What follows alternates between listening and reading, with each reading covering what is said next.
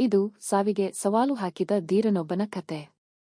ಸೋಲು ಎಂಬುದನ್ನು ಹೆಜ್ಜೆ ಹೆಜ್ಜೆಗೂ ಸೋಲಿಸುತ್ತಲೇ ಇರುವ ಛಲಗಾರನೊಬ್ಬನ ಕತೆ. ಸ್ಕೀ ಇಸ್ ದ ಲಿಮಿಟ್ ಎಂದುಕೊಂಡರೆ ಯಾವುದೂ ಅಸಾಧ್ಯವಲ್ಲ ಎಂದು ಜಗತ್ತಿಗೆ ತೋರಿಸಿಕೊಟ್ಟಿರುವ ಸಾಧಕನೊಬ್ಬನ ಕತೆ. ಈ ಕಥೆಯ ಹೀರೋ ನಾಗನರೇಶ್ ಕರುತರ. ಈತ ಆಂಧ್ರಪ್ರದೇಶದ ಗೋದಾವರಿ ನದೀ ತೀರದಲ್ಲಿರುವ ತೀಪಾರು ಎಂಬ ಹಳ್ಳಿಯವನು. ಈ ನಾಗನರೇಶ್ನ ಅಕ್ಕನ ಹೆಸರು ಸಿರೀಶಾ. ಇವನ ತಂದೆ ಒಬ್ಬ ಲಾರಿ ಡ್ರೈವರ್. ತಾಯಿ ಹೌಸ್ ವೈಫ್. ನಾಗನರೇಶ್ನ ತಂದೆ ತಾಯಿಗೆ ಅಕ್ಷರದ ಗಂಧವೇ ಇಲ್ಲ. ಈ ದಂಪತಿಗೆ ಅದೇ ಒಂದು ದೊಡ್ಡ ಕೊರಗಾಗಿತ್ತು. ಅದನ್ನು ಮತ್ತೆ ಮತ್ತೆ ಮಕ್ಕಳೆದುರು ಹೇಳಿಕೊಳ್ಳುತ್ತಾ, ನಾವಂತೂ ಓದಲಿಲ್ಲ, ನೀವು ಚೆನ್ನಾಗಿ ಓದಬೇಕು ಎನ್ನುತ್ತಿದ್ದರು.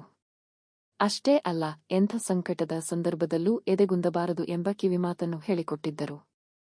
ನಾಗನರೇಶ್ನ ತಂದೆಯಂತೂ ಯಾವುದೇ ಸಮಸ್ಯೆ ಎದುರಾದರೂ ದೇವಿದಾನೆ ಬಿಡಪ್ಪ, ಎಲ್ಲ ಸರಿ ಹೋಗುತ್ತೆ ಎಂದು ಬಿಡುತ್ತಿದ್ದ. ತಮಾಷೆಯೆಂದರೆ, ರಾಜ್ಯದಲ್ಲಿ ಅರ್ಥವಾಗದೆ ಗಣಿತ ಲೆಕ್ಕಗಳೊಂದಿಗೆ ಮಗ ಎದುರು ನಿಂತಾಗ ಕೂಡ ಈ ಲಾರಿ ಅವರು ದೇವಿದಾನೆ ಬಿಡನ್ನು, ಎಲ್ಲಾ ಸಮಸ್ಯೆ ಮುಗಿದು ಹೋಗುತ್ತೆ ಎಂದು ಉತ್ತರ ಕೊಡುತ್ತಿದ್ದು.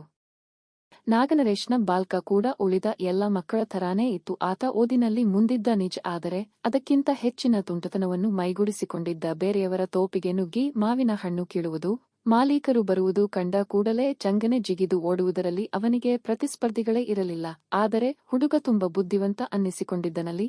ಆ ಕಾರಣಕ್ಕೆ ಈ ತುಂಟತನವನ್ನು ಎಲ್ಲರೂ ಮಾಫಿ ಮಾಡಿದ್ದರು. ಅದು 1993 ಜನವರಿ ತಿಂಗಳು. ಸಂಕ್ರಾಂತಿ ನೆಪದಲ್ಲಿ ಶಾಲೆಗೆ 5 ದಿನಗಳ ರಜೆ ಇತ್ತು.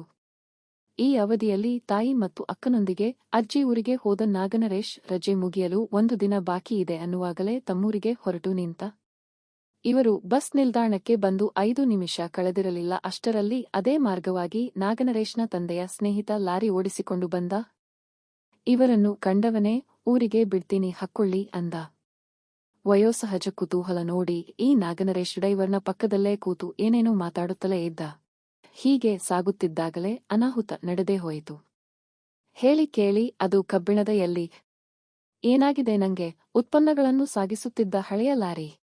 ಅದರ ನಟ್ಟುವ ಬೋಲುಗಳೆಲ್ಲ ಸಿಡಿಲಾಗಿದ್ದವು. ಇದೇನೂ ಗೊತ್ತಿಲ್ಲದ ನಾಗನರೇಶ್ ಡ್ರೈವರ್ನ ಬಲಭಾಗದಲ್ಲಿದ್ದ ಒಂದಿಷ್ಟು ಜಾಗದಲ್ಲೇ ಕುಕ್ಕರುಗಾಲಿನಲ್ಲಿ ಕುಳಿತಿದ್ದ. ವೇಗವಾಗಿ ಹೋಗುತ್ತಿದ್ದ ಲಾರಿ ಆರೊಮ್ಮೆ ದಿಢೀರನೆ ಜರ್ಕ್ ಪಡೆದುಕೊಂಡಾಗ ಡ್ರೈವರ್ ಕ್ಯಾಬಿನ್ನ ಬಾಗಿಲು ಇದ್ದಕ್ಕಿದ್ದಂತೆಯೇ ತೆರೆದುಕೊಂಡಿತು. ಅಷ್ಟೇ, ಈ ನಾಗನರೇಶ್ ರಸ್ತೆಗೆ ಬಿದ್ದ ಹಿಂದೆಯೇ ಲಾರಿಯಲ್ಲಿದ್ದ ಒಂದೆರಡು ಕಬ್ಬಿಣದ ತುಂಡುಗಳು ಅವನ ಕಾಲಿನ ಮೇಲೆ ಬಿದ್ದವು. ಅಪಘಾತ ನಡೆದ ಜಾಗದಲ್ಲೇ ಒಂದು ನರ್ಸಿಂಗ್ ಹೋಮ್ ಇತ್ತು. ಲಾರಿಯಲ್ಲಿದ್ದ ಜನರೆಲ್ಲ ಈ ಹುಡುಗನನ್ನು ಅಲ್ಲಿಗೆ ಕೊಂಡೊಯ್ದರೆ ಅಲ್ಲಿನ ವೈದ್ಯರು, ಇದು ಆಕ್ಸಿಡೆಂಟ್ ಕೇಸು ತಾನೆ, ಸೀದಾ ಸರ್ಕಾರಿ ಆಸ್ಪತ್ರೆಗೆ ತಗೊಂಡು ಹೋಗಿ, ಯಾಕಂದ್ರೆ ಇದೆಲ್ಲ ಕೇಸ್ ಆಗುತ್ತೆ, ಆಮೇಲೆ ಯಾವನಿಗ್ರಿ ಬೇಕು ತಲೆನೋವು ಅಂದವರೇ ಕನಿಷ್ಠ ಪ್ರಥಮ ಚಿಕಿತ್ಸೆ ಕೊಡುವುದಕ್ಕೂ ನಿರಾಕರಿಸಿದರು. ಈ ವೇಳೆಗೆ ನಾಗನರೇಶ್ನ ತಂದೆಯೂ ಅಲ್ಲಿಗೆ ಬಂದ. ಮಗನ ಸ್ಥಿತಿ ಕಂಡು ಅವನಿಗೆ ಗಂಟಲುಬ್ಬಿ ಬಂತು ನಿಜ. ಆದರೆ ಎಲ್ಲರ ಮುಂದೆ ತಾನೇ ಅತ್ತರೆ ಇದ್ದದ್ದು ಆತಂಕ ಶುರುವಾದೀತು. ಅಂದುಕೊಂಡು ದೇವಿದಾನೆ ಬಿಡಪ್ಪ ಎಂದು ಮೌನವಾದ. ನಾಗನರೇಶ್ನ ಊರಿಗೆ ಹತ್ತಿರವೇ ಇದ್ದ ಸರ್ಕಾರಿ ಆಸ್ಪತ್ರೆಯ ವೈದ್ಯರು ಕಾಲಿಗೆ ಬ್ಯಾಂಡೇಜ್ ಸುತ್ತಿನೂ ಆಗಿಲ್ಲ, ಹೋಗಿ 1 ವಾರದೊಳಗೆ ಎಲ್ಲಾ ಸರಿಯಾಗುತ್ತೆ ಎಂದು ಉಡಾಫೆಯ ಹೂಂ ಅನ್ನುವುದರೊಳಗೆ ವಾರ ಕಳೆದೇ ಹೋಯಿತು. ಓಹುಂ, ಗಾಯವಾಸಿಯಾಗಲಿಲ್ಲ, ಮಾಗಲಿಲ್ಲ, ಬದಲಿಗೆ ಕೀವು ತುಂಬಿಕೊಂಡಿತು. ಮನೆ ತುಂಬು ದುರ್ವಾಸನೆ. ಇದರಿಂದ ಇಬರಿಬಿದ್ದ ನಾಗನರೇಶ್ನ ತಂದೆ ತಾಯಿ ಮಗನನ್ನು ಜಿಲ್ಲಾ ಆಸ್ಪತ್ರೆಗೆ ಕರೆದೊಯ್ದರು. ಆದರೆ ಆ ವೇಳೆಗಾಗಲೇ ತುಂಬ ತಡವಾಗಿತ್ತು. ಅವನನ್ನು ಪರೀಕ್ಷಿಸಿದ ವೈದ್ಯರು, ಈಗಾಗಲೇ ಗ್ಯಾಂಗ್ರೀನ್ ತೊಡೆಯ ತನಕ ವ್ಯಾಪಿಸಿದೆ, ಇಷ್ಟು ದಿನ ಕತ್ತೆ ಮೇಯಿಸ್ತಾ ಇದ್ರೇಕ ಎಂದು ರೇಗಿದರು. ನಂತರ ನಿಮ್ಮ ಮಗನ ಜೀವ ಉಳಿಯಬೇಕು ಅನ್ನೋದಾದ್ರೆ ತೊಡೆಯ ತನಕ 2 ಕಾಲುಗಳನ್ನು ಕತ್ತರಿಸಬೇಕು, ಅದು ಬಿಟ್ರೆ ಬೇರೆ ದಾರಿಯೇ ಇಲ್ಲ ಅಂದರು. ಈ ಸುದ್ದಿ ಕೇಳಿದ ನಂತರ ನಾಗನರೇಶನ ಅಪ್ಪ ಗೋಡೆಗೆ ಹಣೆ ಚಚ್ಚಿಕೊಂಡು ಗೋಳಾಡಿದನಂತೆ. ನಂತರ ಮನಸ್ಸು ಗಟ್ಟಿ ಮಾಡಿಕೊಂಡು, ನನ್ನ ಮಗನ ಜೀವ ಉಳಿಸಿ ಡಾಕ್ಟ್ರೇ, ಕಾಲು ಇಲ್ಲದಿದ್ರೆ ಪರವಾಗಿಲ್ಲ, ಅವನನ್ನ ನಾನು ನೋಡ್ಕೋತೀನಿ ಅಂದನಂತೆ. ಮುಂದೆ ನಾಗನರೇಶ್ಗೆ ಪ್ರಜ್ಞೆ ಬಂದದ್ದು 4 ದಿನಗಳ ನಂತರ. ಕಣ್ಣು ಬಿಟ್ಟರೆ ವಿಪರೀತ ನೋವು. ಅರೆ ಏನಾಯ್ತು ನನಗೆ ಅಂದುಕೊಂಡು ಸುಮ್ಮನೆ ಕಾಲು ಜಾಡಿಸಲು ನೋಡಿದರೆ ಅರೆ ಕಾಲುಗಳೇ ಇಲ್ಲಿ. ತಕ್ಷಣವೇ ಶಾಕ್ಗೆ ಒಳಗಾದ ನಾಗನರೇಶ್, ಅಪ್ಪ ಅಮ್ಮ, ನನ್ನ ಕಾಲು ಎಲ್ಲಿ, ಏನಾಗಿದೆ ನಂಗೆ ಅಂದನಂತ.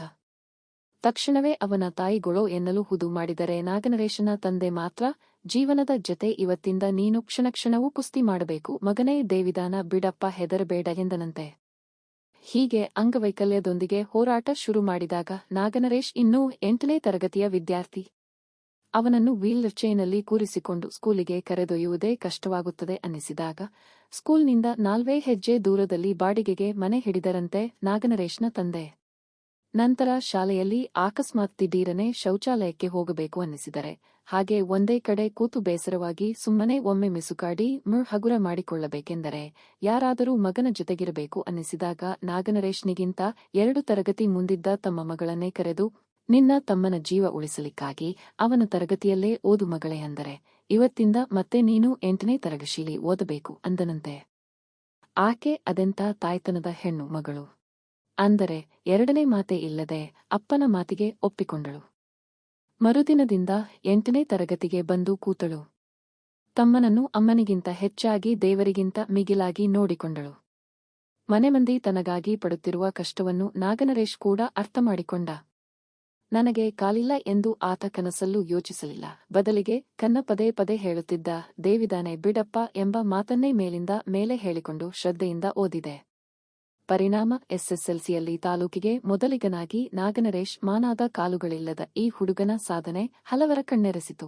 ಪತ್ರಿಕೆಗಳಲ್ಲಿ ದೊಡ್ಡ ಸುದ್ದಿಯಾಯಿತು.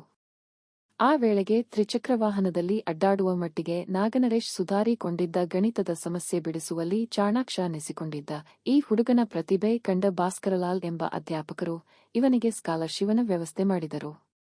ಮುಂದೆ ಗೌತಮ್ ಜೂನಿಯರ್ ಕಾಲೇಜು ಎಂಬಲ್ಲಿ ಒಂದಿಷ್ಟು ಟಿಪ್ಸ್ ಪಡೆದುಕೊಂಡ ನಾಗನರೇಶ್ ಚೆನ್ನೈನ ಪ್ರತಿಷ್ಠಿತ ಐಟಿ ಕಾಲೇಜಿನಲ್ಲಿ ಕಂಪ್ಯೂಟರ್ ಇಂಜಿನಿಯರಿಂಗ್ ಓದಲು ಬಂದ. ಒಂದು ಸಂತೋಷವೆಂದರೆ ಬದುಕಿನುದ್ದಕ್ಕೂ ಯಾರೆಂದರೆ ಯಾರೂ ಇವನನ್ನು ಕೀಳರಿಮೆಯಿಂದ ನೋಡಲಿಲ್ಲ ಅಥವಾ ಹಾಗೆ ನೋಡಲು ಇವನು ಯಾರಿಗೂ ಅವಕಾಶವನ್ನೇ ಕೊಡಲಿಲ್ಲ.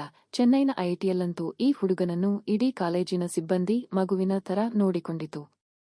ಕಾಲೇಜಿಗೆ ತ್ರಿಚಕ್ರ ವಾಹನದಲ್ಲಿ ಬಂದು ನಂತರ ಗೆಳೆಯರ ನೆರವಿನಿಂದ ವೀಲ್ಚೇರ್ನಲ್ಲಿ ಮಹಡಿಯಲ್ಲಿದ್ದ ತರಗತಿಗಳಿಗೆ ಹೋಗಬೇಕಿತ್ತು. ಇದನ್ನು ಗಮನಿಸಿದ ಕಾಲೇಜಿನ ಆಡಳಿತ ಮಂಡಳಿ ನಾಗನರೇಶ್ಗೆ ಅನುಕೂಲವಾಗಲಿ ಎಂಬ ಒಂದೇ ಕಾರಣದಿಂದ ಕಾಲೇಜಿಗೆ ಲಿಫ್ಟ್ ಹಾಕಿಸಿತು.